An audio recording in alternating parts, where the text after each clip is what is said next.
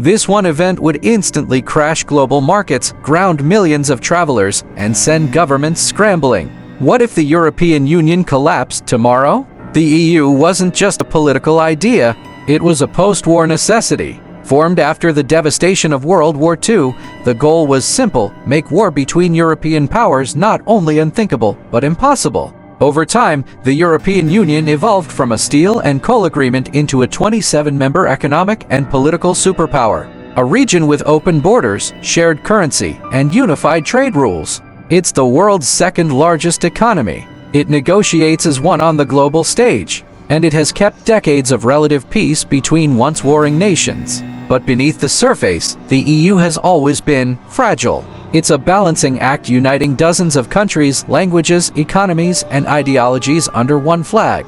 Not an easy task. Tensions have simmered for years. The Euro crisis of the 2010s exposed deep economic divides. Southern countries like Greece, Italy, and Spain struggled under crushing debt while northern nations demanded austerity. Brexit proved the union wasn't unbreakable. One of the largest economies left shaking the foundation and giving rise to more Eurosceptic movements across the continent. And recent political battles in Hungary and Poland, where governments have clashed with the EU over democracy and rule of law, have deepened the cracks. Now imagine those cracks split wide open. The EU collapses overnight. No euro, no border-free travel, no shared market, no coordinated policies. First comes financial panic. The euro would vanish and national currencies would return. Chaos would erupt in the banking system. Markets would nosedive. Trillions in trade would be thrown into uncertainty. Countries like Greece and Italy, already carrying heavy debt loads, might default. Investment would flee.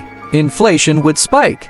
Unemployment could skyrocket across the continent. Then comes the human side. Schengen, gone. Border checks are reinstated. Flights grounded.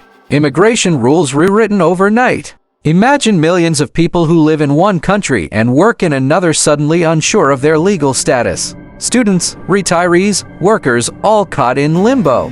Even tourism, a major source of revenue, would stall as visas become mandatory and travel restrictions return. And the political impact, France, often at the center of EU leadership, could fall into bitter internal debates between pro-EU progressives and rising nationalist movements. Germany, the economic engine of Europe, would lose its biggest export markets overnight. Its manufacturing sector could collapse into recession.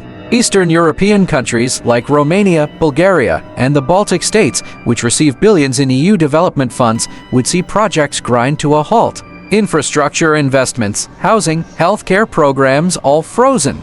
Ireland would be thrown into crisis as the EU-imposed open border with Northern Ireland disappears. The fragile peace of the Good Friday Agreement could be tested. Italy and Spain might flirt with populism or even authoritarianism as the pressure to stabilize chaos pushes democracies to the brink.